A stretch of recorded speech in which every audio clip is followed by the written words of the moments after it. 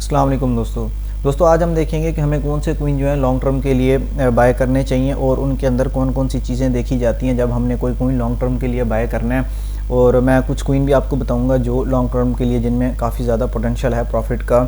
और असल में मैं आपको इस वीडियो में ना खुद आपको सिखाऊंगा कि आप किस तरह से जो है ना मतलब खुद से जो है कोइन ढूंढ सकते हैं लॉन्ग टर्म के लिए। फाइनेंशियल एडवाइस बिल्कुल भी नहीं है, आप अपनी रिसर्च लाजमी कर लीजिएगा। मैं जो है आप लोगों को सिर्फ गाइड करने के लिए ये वीडियो बना रहा हूँ। तो आइए शुरू करते हैं। जब भी हमने लॉन्ग टर्म के लिए कोई कोइन बाय करना है तो हमने यूनिक किस्म का कोइन बाय करना है, स्पेशल टाइप का, जिसके अंदर कुछ ख़ास बात हो या कोई ख़ास प्रोजेक्ट जिसके ऊपर काम हो रहा हो, तो हमने वो वाले कोइन जो है लॉन्ग टर्म के लिए बाय करने होते हैं। एक टेक्निकल एनालिसिस होता है, एक फंडामेंटल एनालिसिस होता है। लॉन्ग टर्म के लिए टेक्निकल एनालिसिस जो है ना वो ज़्यादा मैटर नहीं करता, क्योंकि एक बात बता दूँ कि लॉन्ग टर्म के लिए जो है ना सारे कोइन, ऑलमोस्ट सारे के सारे कोइन ऊपर ही जाते हैं लॉन्ग टर्म में।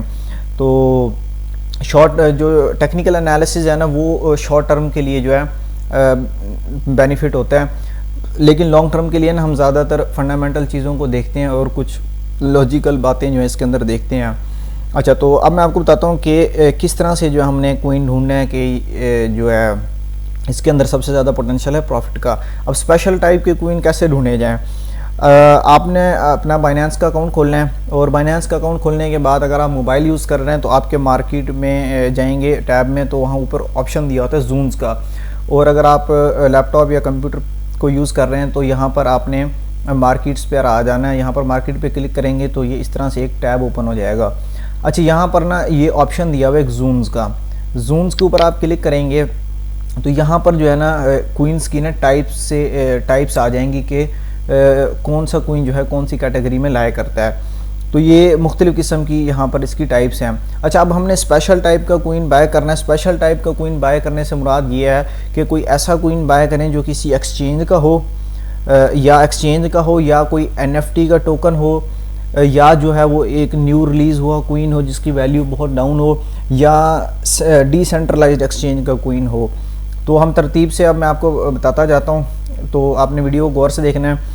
अच्छा, सबसे पहले हम जून में आ गए, उसके बाद हम पहले देख लेते हैं NFT का कोइन। NFT क्या होते हैं और NFT कोइन किस तरह से काम करते हैं और इनकी ट्रेडिंग कैसे की जाती है। तो इसकी मैंने अलग से एक वीडियो बनाई थी, अगर वो वीडियो आपने नहीं देखी तो उसकी लिंक मैं डिस्क्रिप्शन में दे दूंगा, वहाँ से जाके आप देख सकते हैं कि NFT क्या है। NFT का मतलब है नॉन फंजिबल टोकन्स।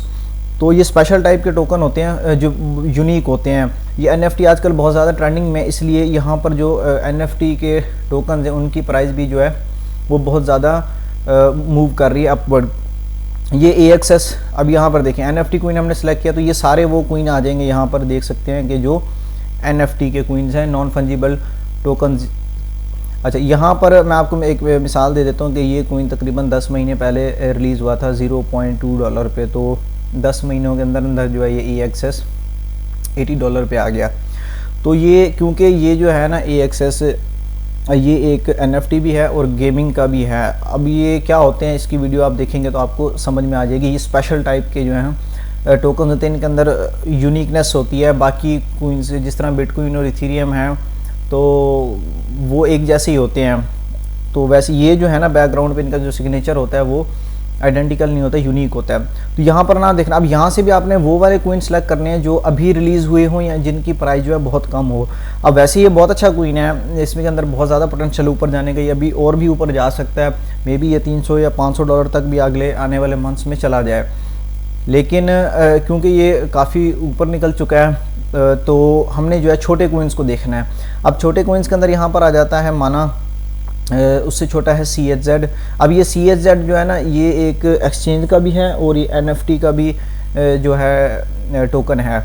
अब यहाँ पर आप देख सकते हैं सैंड। तो मैं अब क्या करूँगा कि जो मैंने छोटे छोटे कोइन यहाँ से देखूँगा ना वो मैं यहाँ से बाय करूँगा। जैसे CHZ हो गया, सैंड हो गया, या अभी जो रिलीज़ हुआ है जिस तरह के ये FIO है, ये कुछ नए कोइन तो जो छोटे छोटे हैं उनको मैं जो है बाय करूँगा ताकि जो है आगे मुझे प्रॉफिट दें।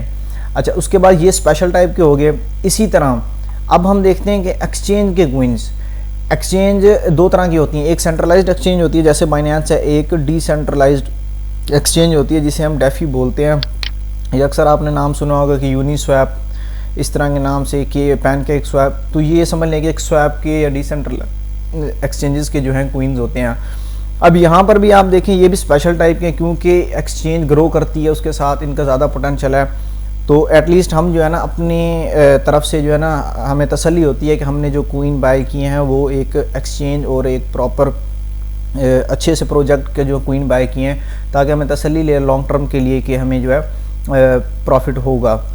अब यहाँ पर देखें कि ये यूनी है, लिंक है, ल्यूना है, इसी तरह यहाँ पर एक कंपाउंड है। अब ये क्वीन जो है ना एक्सचेंज के हैं, डिसेंट्रलाइज्ड एक्सचेंज के, तो इनके अंदर बहुत ज़्यादा पोटेंशियल है, क्योंकि जो डिसेंट्रलाइज्ड एक्सचेंजेस हैं ना वो आने वाले सालों में जिस तरह NFT टोकन बहुत ट्रेंडिंग में चल रहे हैं ना, इनको अंदर बहुत ज़्यादा पोटेंशियल आगे इस टेक्नोलॉजी के अंदर। इसी तरह जो डिसेंट्रलाइज्ड एक्सचेंजेस है ना, मे भी आगे आने वाले चंद सालों में ना वो सेंट्रलाइज्ड एक्सचेंजेस को जो है वो रिप्लेस कर दें। तो डिसेंट्रलाइज्ड एक्सचेंज में जो है आपने यहाँ से क्वीन सेलेक्ट करने हैं। यहाँ पर भी बिल्कुल वैसे ही जो क्वीन छोटे हैं, जिस तरह ये LRC है उससे छोटा RSR है, और कोशिश करें देखें कि जो क्वीन अभी रिलीज़ हुआ है तो वो क्वीन जो आप यहाँ से बाय करें। जिस तरह ये रिक्वेस्ट नेटवर्क का क्वीन है, तो इनके अंदर काफ़ी पोटेंशियल है ऊपर जाने का।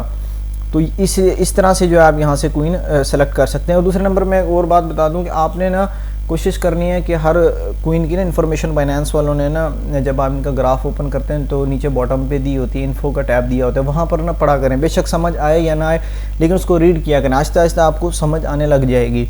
उससे जो है ना आपका नॉलेज बढ़ेगा और आपको ये पता लगेगा कि यार कौन सा जो क्वीन है वो किस तरह से काम कर रहा है, उसके पीछे बैकग्राउंड पे क्या टेक्नोलॉजी, छोटी सी डिस्क्रिप्शन लिखी होती है।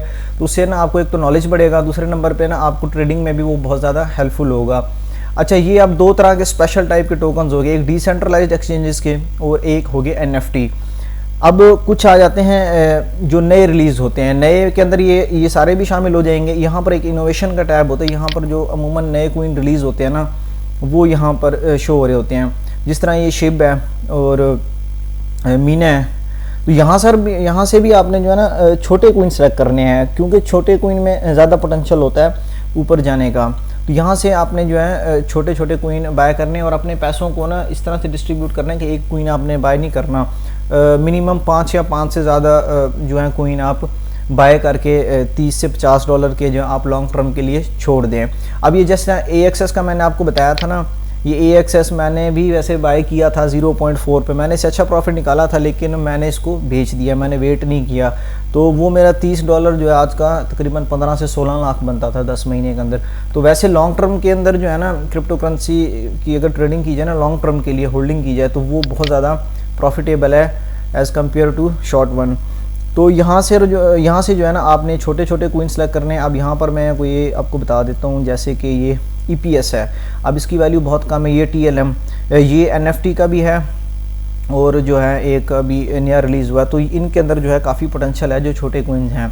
अब ये हमने 3 कैटेगरीज इसकी देख ली। एक हमने देख लिया कि डिसेंट्रलाइज्ड एक्सचेंज, एक इनोवेशन जिसमें नए क्वीन आते हैं और आपने पैसे अपने डिस्ट्रीब्यूट करने हैं, और NFT का। अच्छा, अब मैं आपको एक और चीज़ बता देता हूँ यहाँ पर। तो इसमें जो है ना एक और चीज़ ये है कि यहाँ पर बाइनेंस स्मार्ट चेन, अब क्योंकि बाइनेंस दुनिया की सबसे बड़ी एक्सचेंज है ट्रेडिंग वॉल्यूम के लिहाज से, और ये तकरीबन सारी फैसिलिटीज़ प्रोवाइड करती है, जिस तरह के आपको लोन देती है, जिस तरह से इथीरियम नेटवर्क एक प्रोवाइड करता है ट्रांजैक्शंस के लिए या DApps के लिए, तो ये भी बाइनेंस भी उसी तरह से काम करता है। तो बाइनेंस स्मार्ट चेन भी जो है बहुत ज़्यादा तेज़ी के साथ जो है प्रोग्रेस कर रही है। तो यहाँ पर वो क्वीन आपको मिलेंगे जो बाइनेंस स्मार्ट चेन नेटवर्क के ऊपर काम करते हैं, जैसे BNB है। अब BNB एक्सचेंज का भी क्वीन है। देखें, अब एक्सचेंज ग्रो कर रही है तो जाहिर सी बात है कि BNB भी उसके साथ ग्रो करेगा। तो ये देख लें, $30 का था पिछले साल तकरीबन नवंबर दिसंबर में, ये $30 का था, और अब देखें ये $500 पे है। देख लें कि लॉन्ग टर्म के लिए पोटेंशियल बहुत ज़्यादा है। अब ये जो केक है, ये भी स्वैप का क्वीन है जो मैंने आपको यहाँ पर पहले दिखाया डेफी के अंदर।